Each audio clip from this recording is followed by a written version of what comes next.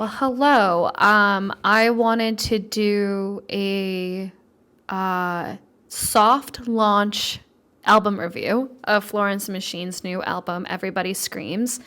This is a jam-packed album. So it's only been out since Friday, and it's a lot to digest and integrate and process and listen to. So that's why I'm calling this a soft launch, because I would love to hear what people think of it, their opinions, where they feel like I'm wrong, where I might have gotten it right, what's hit for them, because sometimes when I hear other people's thoughts on a song or an album, it like causes me to like listen out for it and maybe just process it in a way that maybe I hadn't. And that's what I love about music. It's like such a community building topic, and I really hope to build more of a community here. My ultimate goal is to eventually do like lives where I can like discuss music, whether that's like the newest album that's come out or like other people who want to share their music. But I'm very new to TikTok and don't have any followers. So if you do like this video, and you feel compelled, I would love a follow so I can be able to do that eventually. Because this is like my favorite topic in the world, is to talk about like artists that I've loved as long as Florence and the Machines. So I discovered Florence and the Machine back when I was in college, when she dropped the album Ceremonials, and it completely changed my life. Like, honestly, I was going through kind of a hard time, and that album just really spoke to me. It wasn't even like, I could go on and on about how much I love Florence. Like, I saw her live at Lollapalooza. It was like a spiritual experience. There's just something so like impactful about it's a perfect combination of sound and lyrics that like just hits my soul in a way that I like have never experienced from another artist. And it's like, it literally feels like she's speaking to my soul as opposed to like maybe my heart, or like getting me to think about something. Not that she doesn't do that. And honestly, this album in particular is probably, in my humble opinion, her strongest work since Ceremonials. I love all of her music. I will admit her last album wasn't really my vibe. I need to give it like a fair chance and to go back to it. There was a couple songs on the record that I really liked, like King and Heaven is Here. I think that's the name of the track, but for the most part, I haven't really listened to it too much, because like she kind of has like two flavors of her music. I always say she kind of interchanges. Like, she goes from like more of like a light, flowy, like kind of dancey kind of vibe to like more of like a dark, like mysterious, brooding, like contemplative kind of vibe. And this was definitely one of her like quote unquote darker vibes. And it was so good, honestly. And a lot of the songs that I have looked at, like, I don't have a placement for yet, because sometimes like I've noticed that with like no skip albums, like they're usually, for me, not no skip right away. Like, it actually takes me some time, because what happens is I get hyper fixated on songs, and then it's like hard for me to move on from them, because like I mean, I'm sure a lot of people can relate to this. I can't stop listening to it. So like, it's hard for me to kind of like get the whole scope of the album, because I'm so fixated on like, two or three songs, maybe even one song that's like on repeat for like a week.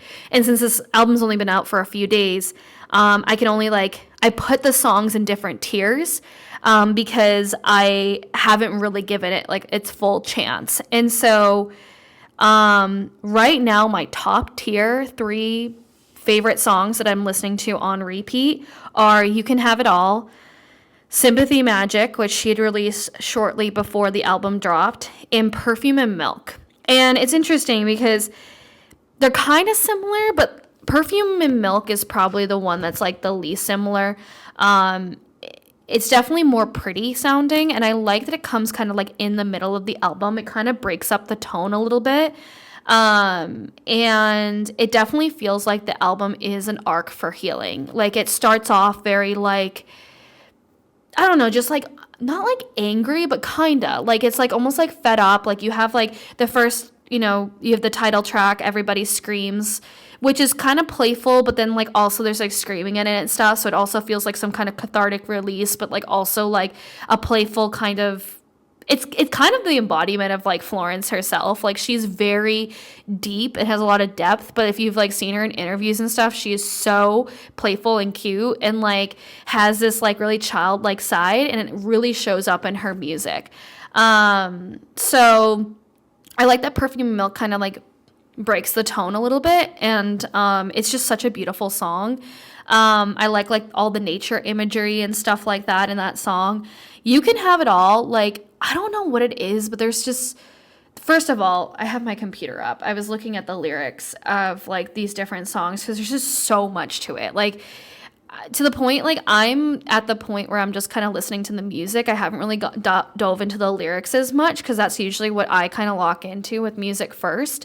But even like the first, like, is like, I sit in salt water, call in a vision of my daughter, which, if anyone knows, this album was inspired by her having a miscarriage.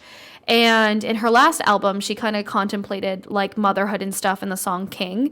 And so it's been something that's been on her mind for a while. And I just think that is such a, just like right off the bat, like that lyric is like so strong. And it goes into light a candle, place my grief upon the altar, bird in my hands, a flower, a song. I used to think I knew what sadness was. I was wrong. Like, makes me want to cry. Like, it's just like, I think that's also why like marinating this album is taking time, because there's just so much emotion.